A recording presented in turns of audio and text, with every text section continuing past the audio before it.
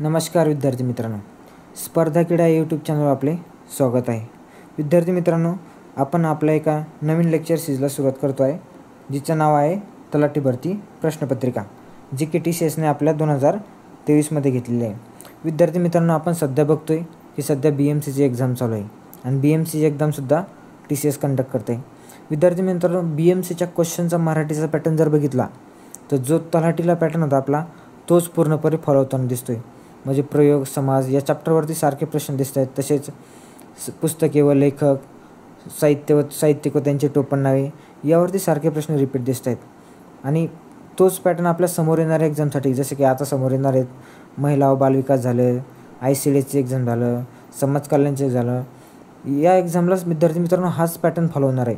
आणि त्याच अनुषंगाने आपण तलाठी प्रश्नपत्रिका 2023 म्हणजे जे की TCSने घेतले आहे त्याची आपण सिरीज चालू करतो आहे, की ज्याचा फायदा विद्यार्थी मित्रांना समोर येणाऱ्या एक्झामसाठी खूप जास्त फायदा होणार आहे.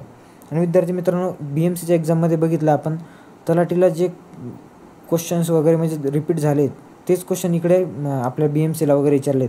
त्यामुळे हेच तलाठीचे क्वेश्चन आपल्याला समोरच्या एक्झामलासुद्धा काम येणार आहे. त्याच अनुषंगाने आपण ही सिरीज चालू करतो आहे आणि याचा फायदा जवळपास समोरच्या येणाऱ्या सगळ्या TCSच्या एक्झामला होणार आहे. विद्यार्थी मित्रांनो, तलाठीच्या जवळपास 57+ प्रश्नपत्रिका आपल्याकडे आहेत.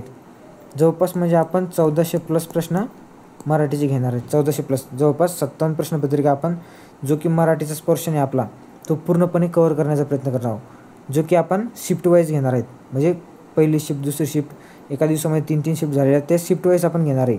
म्हणजे प्रत्येक आपण लेक्चरमध्ये 25 क्वेश्चन घेणार आहेत शिफ्ट वाईज. आज आपण कोणती शिफ्ट घेतो आहे तर 1 तारखेची 1/9/2023ची शिफ्ट घेतो आहे, जी की 9 ते 11 दरम्यानची होती. आपण त्या शिफ्टचा क्वेश्चन पेपर घेणार आहे मराठीचा. तर वेळ न वाया घालता आपण आपल्या प्रश्नाला सुरुवात करू. तर आपला आजचा पहिला प्रश्न आहे, मन वढाय वढाय उभ्या पिकातलं ढोर. या काव्यपंक्तीतील काय ओळखायचं आहे आपल्याला? एक मिनटं. या काव्यपंक्तीतील आपल्याला ढोर या शब्दाचा समानार्थी शब्द ओळखायचा आहे. ढोर या शब्दाचा समानार्थी. तर ढोर या शब्दाचा समानार्थी कोणता शब्द आहे तर ऑप्शन नंबर 4 जनावर. ढोर या शब्दाचा समानार्थी शब्द कोणता आहे? जनावर. तर फुलाचे समानार्थी शब्द आपल्याला माहिती आहे, जसे की फुलाला आपण पुष्प म्हणतो, सुमन म्हणतो, तसेच कुसुम म्हणतो.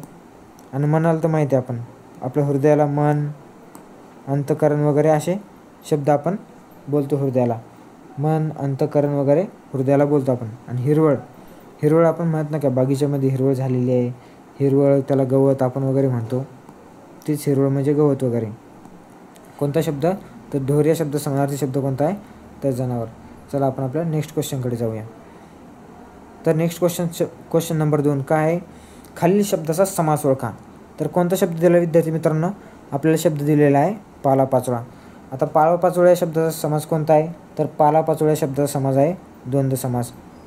विद्यार्थी मित्रांनो, समासाचे एकूण 2 प्रकार पडतात. किती? समासाचे एकूण 4 प्रकार पडतात. 2 नाही 4 प्रकार पडतात. समासाचे एकूण किती तर 4 प्रकार पडतात. पहिला प्रकार कोणता आहे तर अव्ययीभाव समास. अव्ययीभाव समास. दुसरा प्रकार आहे तत्पुरुष समास. तत्पुरुष समास. तिसरा प्रकार आहे द्वंद्व समास. आणि चौथा प्रकार आहे विद्यार्थी मित्रांनो, ज्याचं नाव आहे बहुव्रीही समास. विद्यार्थी मित्रांनो, हे समासाचे 4 प्रकार आहेत. तर हे ओळखायचे कसे तर विद्यार्थी मित्रांनो, याच्यामध्ये काय असते माहिती आहे का, अव्ययीभाव समासामध्ये जे आपलं पहिलं पद असते ते पहिले पद महत्त्वाचे असते. कोणते? पहिले पद महत्त्वाचे असते. आणि तत्पुरुष समासामध्ये काय असते तर दुसरे पद महत्त्वाचे असते. आणि द्वंद्व समासामध्ये काय असते तर दोन्ही पदे महत्त्वाचे असतात. आणि आपल्याला दिलेला पालापाचोळा हा समाससुद्धा द्वंद्व समास आहे. आणि बहुव्रीही समासामध्ये काय होते तर एक मिनटं, तर तिसऱ्या घटकाचा बोध होतो विद्यार्थी मित्रांनो. काय होते बहुव्रीही समासामध्ये तर तिसऱ्या घटकाचा बोध होतो.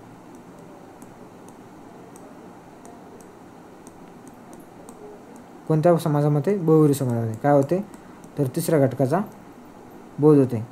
आपल्याला कोणता विचारला आहे तर आपल्याला विचारला इथे द्वंद्व समास. काय प्रश्न आहे तर पालापाचोळा या शब्दाचा समास कोणता आहे तर द्वंद्व समास आहे. तर द्वंद्व समासात काय असतं, तर दोन्ही पदे महत्त्वाची असतात. जसं की याचं अजून उदाहरण बघायचं झालं म्हटलं आपल्याला, तर याचं उदाहरण म्हणजे चहा पाणी, ज्यामध्ये की काय दोन्ही पदे महत्त्वाची आहे. जसं की आई बाप, अजून भाजीपाला, हे कशाचे उदाहरण आहेत आपले, तर द्वंद्व समासाचे उदाहरण आहे. तर चला आपण नेक्स्ट क्वेश्चनकडे जाऊयात. आपला नेक्स्ट क्वेश्चन कोणता आहे, तर खालील म्हणीचा योग्य अर्थ ओळखा. कोणती म्हण दिली आहे, बुडत्याला काडीचा आधार. कोणती म्हण आहे, तर बुडत्याला काडीचा आधार. तर विद्यार्थी मित्रांनो, याचा ऑप्शन क्रमांक उत्तर काय आपला, तर ऑप्शन क्रमांक 2 आहे. संकटकाळी थोडीशी मदत देखील मोलाची ठरते. घोर संकटाच्या वेळी दुसऱ्याचे थोडेसे साह्यसुद्धा मोलाचे ठरते. त्यालाच काय आपण बुडत्याला काडीचा आधार. विद्यार्थी मित्रांनो, आपण जेव्हा संकटात असतो, खूप मोठ्या संकटात असतो, तेव्हा आपल्या एखाद्या मित्राने आपल्याला थोडीशी जरी मदत केली तर आपण काय म्हणतो, तर बुडत्याला काडीचा आधार आपण त्याला म्हणू शकतो. आता हे याचं काय आहे, कार्यक्रम उरकल्यावर व्यवस्था करणे. म्हणजे आपण म्हणत नाही का, सगळा कार्यक्रम संपला आहे आणि हाता आला आहे, त्यालाच आपण कार्यक्रम उरकल्यावर व्यवस्था करणे असं म्हणू शकतो. त्यालाच आपण काय वराती मागून घोडे देखील म्हणतो. आता हे काय, उत्तम स्थिती गेली पण त्या आठवणी मागे राहिल्या. आपण म्हणत नाही का, गेले ते दिवस आणि राहिले त्या आठवणी. त्यासाठीच काय, उत्तम स्थिती गेली पण आठवणी मागे राहिल्या. चला आपण नेक्स्ट क्वेश्चनकडे जाऊयात. नेक्स्ट क्वेश्चन काय आहे, तर भुरा ही आत्मकथा कोणी लिहिली. कोणती, भुरा ही आत्मकथा कोणी लिहिली, तर भुरा ही आत्मकथा आहे शरद बाविस्कर यांची. विद्यार्थी मित्रांनो, म्हणजे पुस्तके आणि त्याचे लेखक याच्यावर आपण एक सेपरेट लेक्चर घेतला आहे, ज्याची लिंक मी डिस्क्रिप्शनमध्ये देऊन टाकतोय. ते लेक्चर सर्वांनी बघितलं आहे. तिथे एकदम विस्तृत आणि सविस्तर लेक्चर घेतलं, जसं की तलाठी भरतीला विचारलेले सगळे पुस्तकं वगैरे आपण तिथे त्या लेक्चरमध्ये दिलेले आहे. ते लेक्चर एकदा सगळ्यांनी बघून घ्यायचे. शरद बाविस्कर यांची कोणती आहे, भुरा ही आत्मकथा आहे. तर पु ल देशपांडे यांची आत्मकथा कोणती आहे, पु ल देशपांडे यांची आहे एक झाड आणि दोन पक्षी. पु ल देशपांडे यांची कोणती आत्मकथा, एक झाड आणि दोन पक्षी, ही आपल्या पु ल देशपांडे यांची आत्मकथा आहे. आणि विश्राम बेडेकर यांची कोणती आहे, तर अक्कर माशा.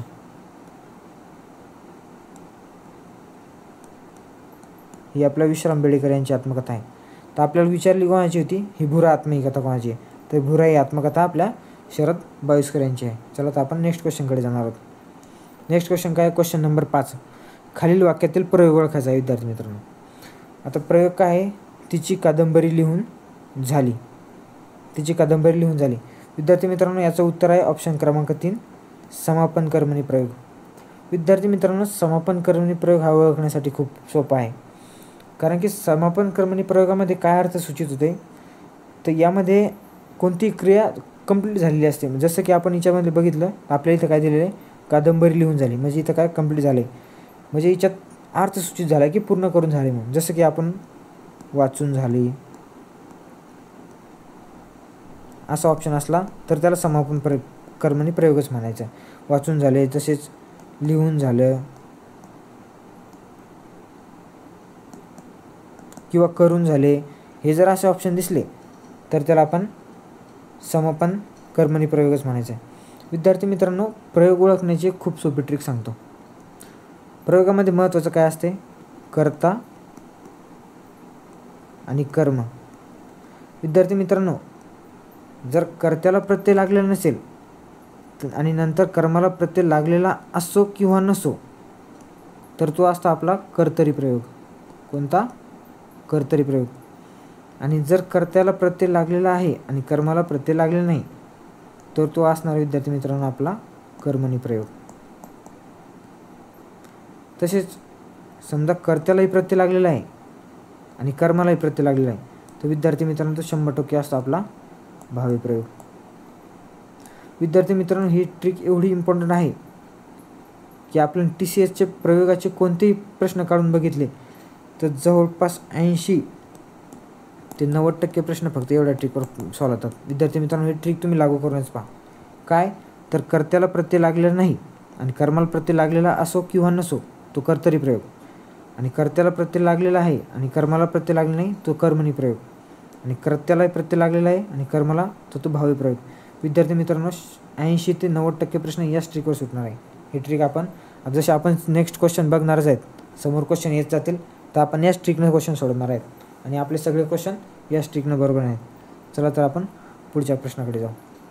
आता पुढचा प्रश्न क्रमांक 6 काय आहे, खालील शब्दाचा अर्थ सांगा. कोणता शब्द आहे तर चपराक. चपराक या शब्दाचा अर्थ आहे विद्यार्थी मित्रांनो ऑप्शन क्रमांक 3 आपला.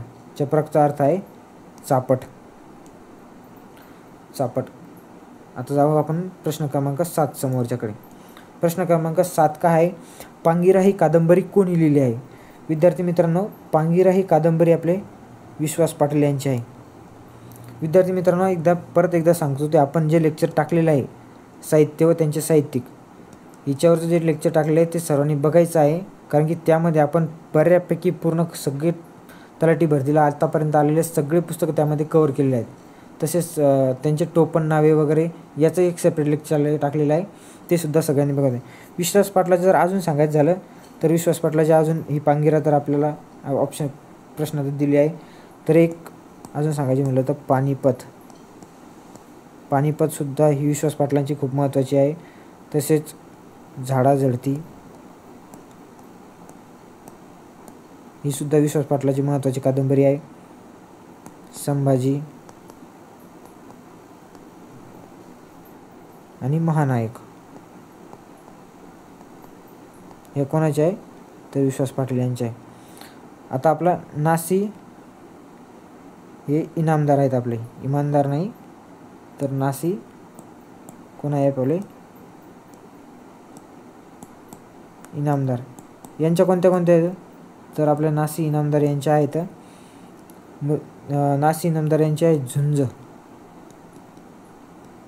झुंज तसेच झेप आणि शहेनशाह.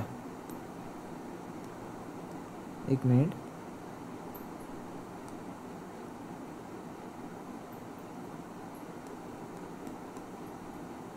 शहेनशाह हे कोणाचे आहे तर आपल्या इनामदार यांचे आहेत. झुंज, झेप आणि शहेनशाह कोणाच्या इनामदार. तसे रणजित देसाई यांच्या कोणत्या आहेत तर रणजित देसाई यांच्या सांगायचं झालं तर रणजित देसाई यांच्या आहेत श्रीमान योगी. कोणती श्रीमान योगी.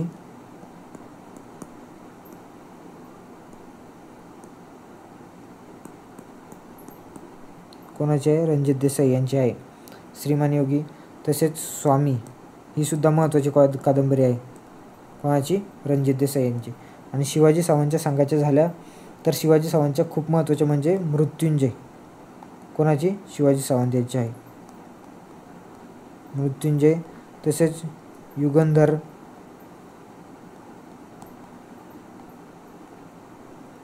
लढत आणि छावा हे कोणाचे आहे शिवाजी सावंत आहे. आपल्याला विचारली कोणती आहे पांगिरा कादंबरी कोणाची आहे विश्वास पाटील यांची आहे. विश्वास पाटलांच्या लक्षात ठेवण्यासाठी विद्यार्थी मित्रांनो एक ट्रिक म्हणजे विश्वास पाटील हे पानिपतच्या युद्धात संभाजीसोबत महानायक होते, पण झाडाझडती झाल्यामुळे त्यांची पांगिरा झाली. अशा एक आपण ट्रिक स्वतःच्या बनवून विद्यार्थी मित्रांनो आपल्याला लक्षात ठेवायचे आहे.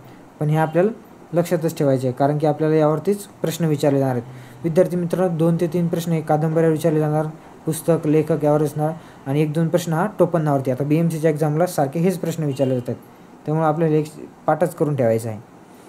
आता प्रश्न क्रमांक समोरचा आपला कोणता 8 काय, तोंड घशी पडणे या वाक्यप्रचाराचे योग्य अर्थ ओळखा.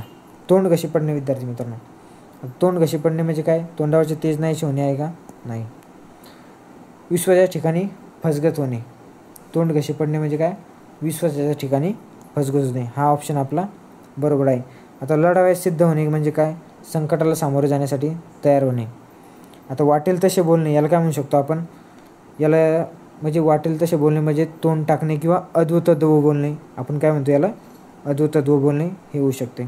तर आपलं काय तोंड घशी पडणे म्हणजे विश्वासाच्या ठिकाणी फसगत होणे. चला नेक्स्ट क्वेश्चनकडे जाऊ आपण. पुढचा प्रश्न क्रमांक 9.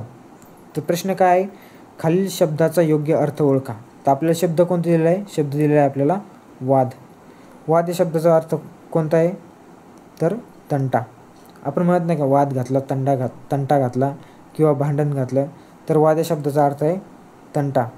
तर विद्यार्थी मित्रांनो प्रतिवाद म्हणजे काय, प्रतिवाद म्हणजे असा की आपण दोघांमधला जो वाद चालू आहे तर आपण समोरच्याला चुकीचं ठरवण्याचा प्रयत्न करतोय आणि समोरचा आपल्याला चुकीचा ठरवण्याचा प्रयत्न करतोय.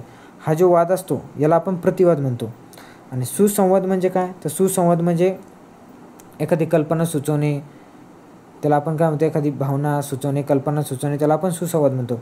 आणि संवाद म्हणजे काय, तर संवादमध्ये दोन व्यक्तीतील जो सुसंवाद असतो, ज्यामध्ये संभाषण कंप्लीट होते, दोन व्यक्तीमधलं जे संभाषण असते त्याला आपण सुसंवाद म्हणतो. तर वादाचं काय कळलं आपल्याला, वाद म्हणजे तंटा. चला नेक्स्ट क्वेश्चनकडे जाऊ आपण. तर नेक्स्ट क्वेश्चन आहे क्वेश्चन नंबर 10. काय आहे, तर खालील वाक्यातील प्रयोग ओळखा. खालील वाक्यातील काय ओळखायचं आपल्याला, प्रयोग ओळखायचे.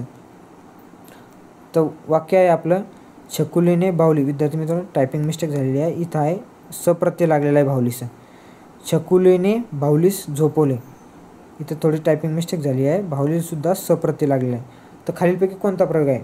विद्यार्थी मित्रांनो मागच्या क्वेश्चनमध्ये आपण ॲनालिसिसमध्ये बघितलं, जर कर्ता आणि कर्माला दोन्हीला प्रत्यय लागला असेल तर त्याचं उत्तर काय येते, भावे प्रयोग. आणि इथं सुद्धा प्रत्यय लागलेला आहे, इथे फक्त टायपिंग मिस्टेक झालेली.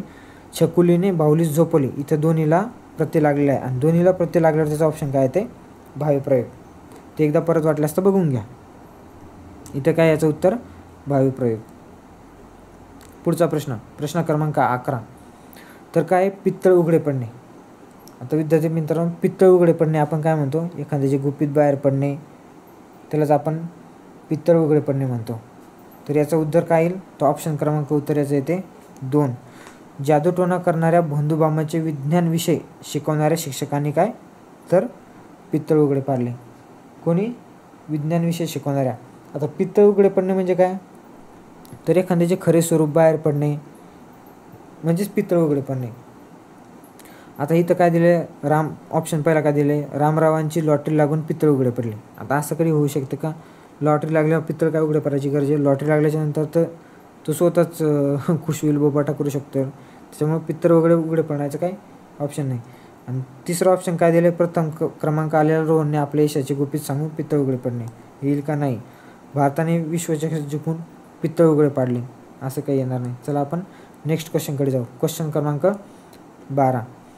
आता इथं काय दिलेलं आहे, खालील शब्दाचा समास ओळखायचा आहे. समास कोणता आहे, शब्द कोणता आहे, तर दरमजल. दरमजल या शब्दाचा विद्यार्थी मित्रांनो समास आहे अविभाव समास. विद्यार्थी मित्रांनो समासाचे आपण प्रकार बघितले, किती प्रकार पडतात, समासाचे 4 प्रकार पडतात, त्यातलाच हा एक प्रकार आहे अविभाव समास. विद्यार्थी मित्रांनो अविभाव समास हा ओळखायला खूप सोपा आहे, कारण की अविभाव समास आले ना, समास हा म्हणजे सामासिक शब्दांना उपसर्ग लागलेला असतो. कोणत्या, तर 3 गोष्टीचा उपसर्ग लागलेला असतो. एक म्हणजे संस्कृत भाषेतून काही शब्द लागलेले असतात, संस्कृत कोणत्या अविभाव समास झालं. तसेच फारसी भाषेतील आणि आपल्या मराठी भाषेतील काही उपसर्ग लागलेले असतात. तर संस्कृत भाषेतून कोणते उपसर्ग लागलेले असतात, तर दर, हर, बिन, गैर आणि बे. विद्यार्थी मित्रांनो संस्कृत भाषेमधून हे जर उपसर्ग आले एका शब्दाला लागून तर तो अविभाव समजा. जसा इथं आपल्याला दर शब्द लागला, दरमजल, हा सुद्धा कोणता, त्याच्यामुळे हा अविभाव समास आहे. आता हर जर म्हणला आपण तर हररोज, हररोज हा सुद्धा अविभाव समासाचं उदाहरण आहे. आता बीचं म्हणलं तर बिन शर्त, बिनचं म्हणलं तर बिन शर्त, हे सुद्धा काय अविभाव समास आहे. आणि फारसी प्रत्यय कोणते लागलेले असतात, तर फारसी प्रत्यय लागलेले असतात आ, यथा, तसेच प्रति, हे कोणते फारसी प्रत्यय लागलेले असतात, कोणत्या, आपल्या अविभाव समासाला. आणि मराठीचा उपसर्ग म्हणला तर इथं काय झालेलं असतं विद्यार्थी मित्रांनो, तर इथं स्थळ आणि काळाचा बोध झालेला असतो. मराठी उपसर्गाला स्थळ आणि काळाचा बोध झालेला असतो. जसं की जसं की घरोघरी म्हणजे काय होते, प्रत्येक घरी, दारोदारी म्हणजे प्रत्येक दारी. हे विद्यार्थी मित्रांनो ह्या अविभाव समासाचे उदाहरण आहे सगळे. आणि आपल्याला हे समजून घ्यायचं आहे, या 3च्या बाहेर प्रश्न जात नाही विद्यार्थी मित्रांनो. हे संस्कृतचे लागलेले उपसर्ग, फारसी भाषेचे लागले आणि मराठी भाषेत लागलेले, यावरून आपल्याला अविभाव समास कळायचा आहे. आणि हे पाठच असले तर आपला अविभाव समासाचा प्रश्न चुकत नाही. तर आपण नेक्स्ट क्वेश्चनकडे जाऊ. क्वेश्चन क्रमांक 13 आपला काय, खालील शब्दाचा विरुद्धार्थी शब्द ओळखायचा आहे. तर शब्द कोणता दिला आहे, अनास्था. आता अनास्थाचा शब्द विरुद्धार्थी काय असणार आहे, आपला आस्था. आश्रयचे काय असणार आहे, निराश्रय. आशाचा काय असणार आहे, तर निराशा असणार आहे. हे असं आपल्याला माहितीच आहे. आणि आवरचा विद्यार्थी मित्रांनो, आवरचा थोडा वेगळा आहे. आवरचा विरुद्धार्थी शब्द जर म्हणला तर अजागळ येते. आणि आस्थाचा आपल्याला माहिती आहे अनास्था. आश्रयाचे निराश्रय, आशाचा निराशा. चला आपण नेक्स्ट क्वेश्चनकडे जाऊ. क्वेश्चन क्रमांक 14 काय, खालील शब्दाचा योग्य अर्थ ओळखा. आणि शब्द काय दिलेला आपल्याला, तर शब्द दिलेला आपल्याला प्रहार. प्रहार या शब्दाचा अर्थ काय असणार आहे, तर घाव. आपण नाही प्रहार करणे, घाव घालणे. प्रवाह कशाला म्हणू शकतो आपण, तर पाण्याचा प्रवाह वगैरे. आणि प्रहर जर म्हणला तर आपण त्याला वेळ काळ म्हणू शकतो. दुपारची प्रहर झाली वगैरे त्याला आपण वेळ काळ वगैरे म्हणू शकतो, प्रहर. चला आपण नेक्स्ट क्वेश्चनकडे जाऊ. क्वेश्चन क्रमांक 15. क्वेश्चन क्रमांक 15 काय आहे, तर व्यायाम केला तर शरीर, म्हणजे वाक्याचा प्रकार ओळखायचा आपल्याला. व्यायाम केला तर शरीर घाटदार होईल. आता हे कोणतं वाक्य आहे, विद्यार्थी मित्रांनो विचार, म्हणजे ज्या वाक्यामध्ये जर आलं तर ते वाक्य माहिती आहे आपल्याला. संकेतार्थी वाक्य असते. तर हे वाक्य कोणतं आहे, संकेतार्थी वाक्य आहे. चला आपण नेक्स्ट क्वेश्चनकडे जाऊ. क्वेश्चन क्रमांक 16. क्वेश्चन क्रमांक 16 काय, खालील शब्दाचा विरुद्धार्थी शुद्ध शब्द ओळखा. कोणत्या शब्दाचा विरुद्धार्थी, म्हणजे या औरस शब्दाचा विरुद्धार्थी शब्द ओळखायचा आहे. तर औरस या शब्दाचा विरुद्धार्थी शब्द काय, तर अनौरस. औरस शब्दाचा विरुद्धार्थी शब्द काय, औरस. विद्यार्थी मित्रांनो, औदार्य शब्दाचा विरुद्धार्थी शब्द कोणता आहे, तर औदार्य शब्दाचा विरुद्धार्थी शब्द आहे कृपणता. तसेच अवतिष शब्दाचा काय, अनौचित्य. आणि ओवळाचा सोहळा, जे आपल्याला माहितीच आहे. चला आपण नेक्स्ट क्वेश्चनकडे जाऊ.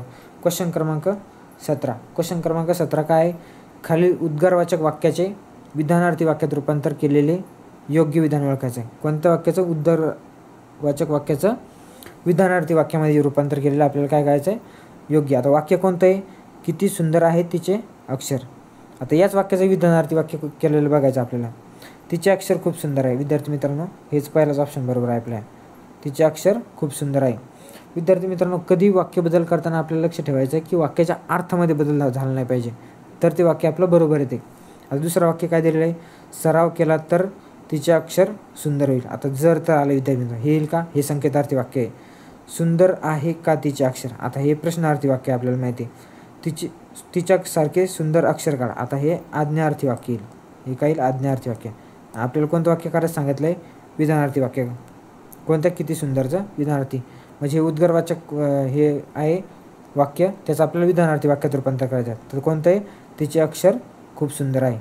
तर आपण नेक्स्ट क्वेश्चनकडे जाणार आहोत. नेक्स्ट क्वेश्चन 18 नंबर काय आपला, होकारार्थी वाक्याचे नकारार्थी वाक्यात रूपांतर केलेले योग्य विधान ओळखायचं आहे. आता वाक्य कोणतं दिलेलं आहे आपल्याला, प्रार्थनेला हजर राहावे. आता ऑप्शन क्रमांक पहिला काय आहे, प्रार्थनेला हजर राहा, गैरहजर राहू नको. आता इथं पण आज्ञा दिली, मग हे येईल का, आपल्याला काय ओळखायचं आहे, नकारार्थी वाक्य ओळखायचं आहे. मग हे तर येईल का, हे कसंच येऊ शकत नाही.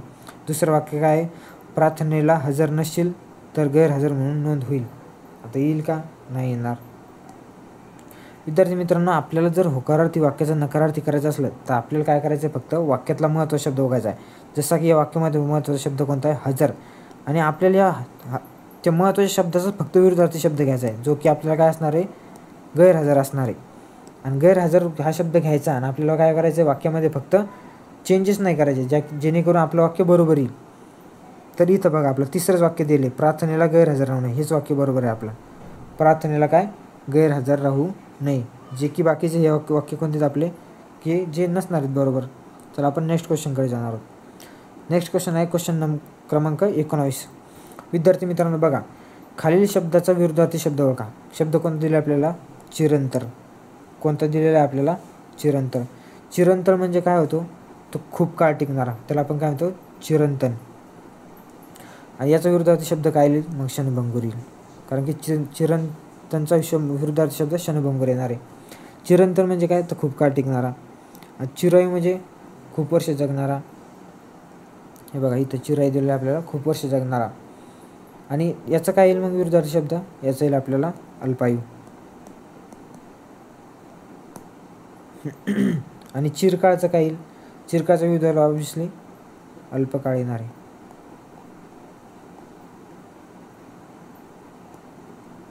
आणि चिकारचा विद्यार्थी मित्रांनो माहिती आपल्याला चिकार म्हणजे काय असते, चिकार नाही म्हणत आपण याच्याकडे एखाद्या वेळेस मोकार म्हणजे चिक्कार पैसा आहे बा, चिक्कार पैसा आहे आपण बोलता बोलता म्हणतो त्याच्याकडे चिक्कार पैसा आहे. चिक्कार म्हणजे खूप सारा पैसा आहे, त्याच्या विरुद्ध काय येईल मग थोडा.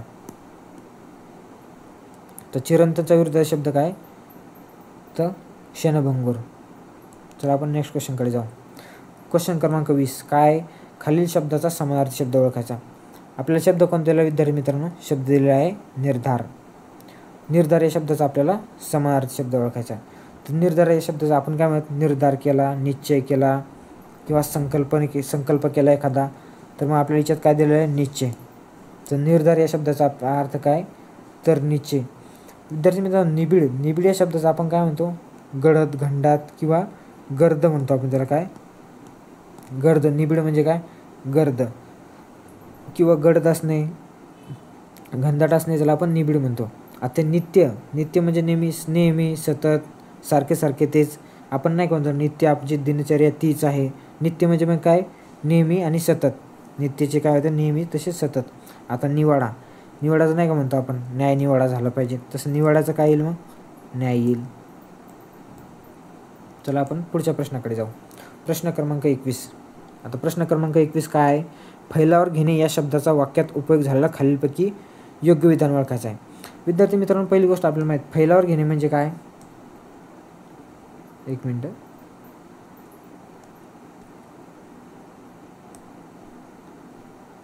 हां, तर फैलावर घेणे म्हणजे काय आपल्याला माहिती आहे. फैलावर घेणे म्हणजे काय म्हणतो आपण, एखाद्याला झापणे वगैरे. आपण नाही म्हणत का आपल्याकडून एखादी चूक झाली तर आपल्या आईने आपल्याला फैलावर घेतले, म्हणजे आपल्याकडून चूक झाली तर आपल्याला फैलावर घेतले म्हणजे काय आपल्याला झापले. तर याच्यात ऑप्शन क्रमांक 3 दिला विद्यार्थी मित्र आपल्याला. दिलेल्या वेळेच्या मर्यादित काम पूर्ण केले नसल्याने प्राचार्यांनी प्राध्यापकांना फैलावर घेतले म्हणजे काय तर प्राचार्यांनी वेळेवर काम पूर्ण केलं नाही म्हणून त्या फैलावर घेण्यात आलं त्यांना. आता पहिलं काय दिलं आपल्याला, पहिला ऑप्शन काय दिलं, भारताने विश्वचषक जिंकल्यावर क्रिकेट प्रेमींनी भारतीय क्रिकेट संघाला फैलावर घेतले. आता क्रिकेट प्रेमींनी संघानं विश्वचषक जिंकला तर त्यांना डोक्यावर घेणार झाले का फैलावर घेणार, तर डोक्यावर घेणार हे ऑप्शन येईल का नाही. आईने केलेली पुरणपोळी खाऊन मी तिचे कौतुक करण्यासाठी फैलावर घेतले असं होईल का. आता कौतुक करण्यासाठी फैलावर घेतले, फैलावर घेणे म्हणजे काय करतो आपण त्याला झापणे म्हणतो. तर त्याचं उत्तर काय आपलं प्रश्न क्रमांक ऑप्शन क्रमांक 3. दिलेल्या वेळेच्या मर्यादित काम पूर्ण केले नसल्यामुळे प्राचार्यांनी प्राध्यापकांना फैलावर घेतले. तर चला आपण नेक्स्ट क्वेश्चनकडे जाणार आहोत. क्वेश्चन क्रमांक 22 काय आहे क्वेश्चन, व्यक्ती आणि वल्ली हे पुस्तक कोणी लिहिले आहे. तर विद्यार्थी मित्रांनो व्यक्ती आणि वल्ली हे पुस्तक आपण बघितलं. व्यक्ती आणि वल्ली हे पुस्तक पु ल देशपांडे यांचे आहे. कोणाचे आहे तर ऑप्शन क्रमांक आपला एक पु ल देशपांडे यांचे आहे. व्यक्ती आणि वल्ली पु ल देशपांडे यांचे. तसेच पु ल देशपांडे यांचे पुस्तक जर सांगायचं म्हटलं तर अजून एक काय ती म्हणजे बटाट्याची चाळ, हे सुद्धा पु ल देशपांडे यांचं आहे. तसेच खोगीर भरतीसुद्धा पु ल देशपांडे यांचं आहे. कोणती खोगीर भरती,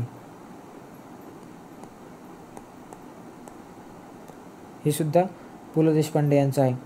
तसेच अंमलदार हे सुद्धा पु ल देशपांडे यांचं आहे. कोणतं अंमलदार. विद्यार्थी मित्रांनो आपण पुस्तक आणि लेखकांचं ते आपल्याला लेक्चर बघून घ्यायचं आहे, त्याची लिंक देऊन टाकतो मी डिस्क्रिप्शनमध्ये, ते एकदा सगळ्यांनी बघून घ्या. विश्वास पाटलाचे तर आपण बघितले, शिवाजी सावंतचे पुन्हा बघितले. आपण नेक्स्ट क्वेश्चनकडे जाऊ. नेक्स्ट क्वेश्चन काय 23 नंबरचा खालील काय, खालील शब्दाचा अर्थ सांगा. शब्द कोणता दिलेला आपल्याला गर्द या शब्दाचा विद्यार्थी मित्रांनो मागच्या क्वेश्चनमध्ये आपण बघितलं. गर्द या शब्दाचा अर्थ होतो दाट. जसं की त्याला आपण निबिड हा सुद्धा एक समानार्थी शब्द बघितला. निबिड, गर्द, दाट, घनदाट. आणि गारचा काय होतो, गार म्हणजे थंड वगैरे. विद्यार्थी मित्रांनो गळू या शब्दाचा आपण आपल्या इकडे प्रत्येकाच्या इकडं वेगळा अर्थ घेतला. तो कोणी टेंगूळ म्हणतंय, कोणी बेंड म्हणतंय, त्यालाच गळू. आपल्याला मार लागल्याच्या नंतर जी सूज येते का त्याला गळू म्हणतात.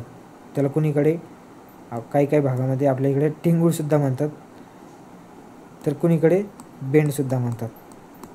म्हणजे त्याला आपल्याला ते समजा कळून घ्यायचं आहे. काही ठिकाणी उठाणूसुद्धा म्हणतात. त्यामुळे हे गळूचे समानार्थी शब्द आहेत. कोणते टेंगूळ, बेंड, उठाणू. तसेच त्याला फोंडसुद्धा म्हणतात, फोंड. आणि आपल्याला इथं काय विचारलं आहे, गर्द. गर्द म्हणजे दाट, त्यालाच आपण काय निबिडसुद्धा म्हणतो. चला नेक्स्ट क्वेश्चनकडे जाऊ. नेक्स्ट क्वेश्चन कोणता आहे, 24 नंबरचा. काय आपल्याला काय दिलेला आहे, तर खालील म्हणीचा योग्य अर्थ ओळखा. कोणती म्हण दिलेली आहे आपल्याला, तर म्हण दिलेली आहे बळी तो कानपिळी. बळी तो कानपिळी या म्हणीचा अर्थ काय विद्यार्थी मित्रांनो, ऑप्शन क्रमांक 3 मध्ये दिलेला आहे आपल्याला.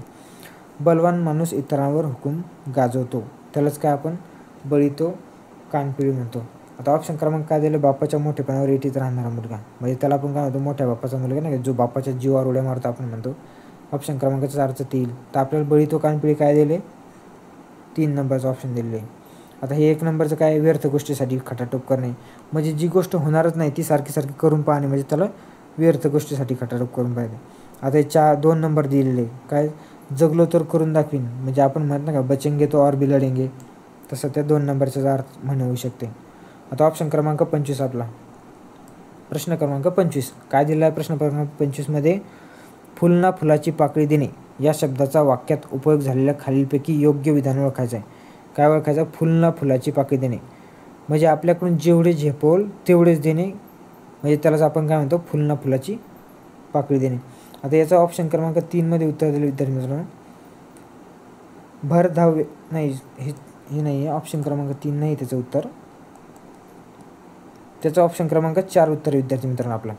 कृष्ण भेटीस जाणाऱ्या सुदामाने पोह्याची पुरचुंडी घेऊन पुन्हा फुलना फुलाची पाकळी दिली, म्हणजे सुदामा कृष्णाच्या भेटीस गेला होता तेव्हा त्यांनी पोह्याची पुरचुंडी दिली होती, म्हणजे सुदामाने कृष्णाला फुलना फुलाची पाकळी दिली होती, म्हणजे छोटीशी भेटवस्तू दिली होती बघा. तर हे ऑप्शन पहिला काय दिलं आहे, फुलना फुलाची पाकळी देणे लेकीच्या लग्नासाठी रामरावांनी कर्ज काढून न पेलणारा भला मोठा हुंडा दिला. आता याला आपण फुलना फुलाची पाकळी म्हणतो का, त्यांनी कर्ज काढून भला मोठा हुंडा दिला आहे, तर हे ऑप्शन क्रमांक येणारच नाही. तर मुलाच्या प्रथम क्रमांकाची बातमी ऐकून आई तळपायाच्या आगमस्तकात गेली. आता या पहिली गोष्ट या म्हणीचा आणि याचा काही संबंधच नाही या वाक्याचा, आणि पहिली गोष्ट या वाक्यात काही तथ्यसुद्धा नाही, कारण कोणत्या आईची मुलं तळपायाच्या आगमस्तकात आहे, मुलाचा प्रथम क्रमांक येऊन, त्याच्यामुळे या संबंधच नाही. आता ऑप्शन क्रमांक 3 काय दिले, भरधाव वेगाने वाहन चालवण्याचा छंद असणाऱ्या युवकाने अपघातात जीव गमवून आपल्या छंदास फुलना फुलाची पाकळी दिली. आता याला फुलना फुलाची पाकळी नाही म्हणू शकत, फुलना मोठा फुलच दिलं आहे त्याने, कारण की छंदाला त्याने जीव दिला आहे, तर हे ऑप्शन क्रमांक येणार नाही विद्यार्थी मित्रांनो. तर आपला ऑप्शन क्रमांक 4 आहे काय, तर कृष्ण भेटीस जाणाऱ्या सुदामाने पोह्याची पुरचुंडी देऊन फुलना फुलाची पाकळी दिली. विद्यार्थी मित्रांनो, तर आपले आजचे कोणता, तर 1 तारखेचा जो आपला हे होता पेपर होता तलाठीचा, त्याचे आपण सगळे क्वेश्चन कव्हर केलेले आहे. मराठीचे 25 क्वेश्चन कव्हर केले आहेत. आणि विद्यार्थी मित्रांनो, ही सिरीज आपण कंटिन्यू समोर चालूच ठेवणार आहे, जसं की हे समोर येणाऱ्या महिला बालिका झाल्या, समाज कल्याणच्या झाल्या, ICDच्या एक्झाम झाल्या.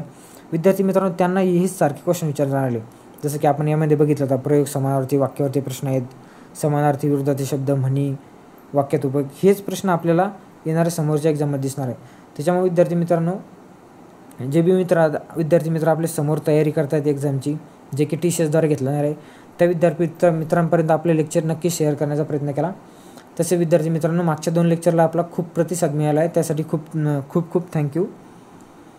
आणि आपल्या चॅनलला सबस्क्राईब करून ठेवायचं आहे, कारण की येणाऱ्या नेक्स्ट लेक्चरमध्ये आपण ही तलाठीची सिरीज कंटिन्यू करणार आहे. तसं आपण मॅथ रिजनिंगचे सुद्धा क्वेश्चन घेण्याचा प्रयत्न करणार आहोत, आणि इंग्लिशसाठी सुद्धा व्होकॅब वगैरे घेण्याचा प्रयत्न करूयात.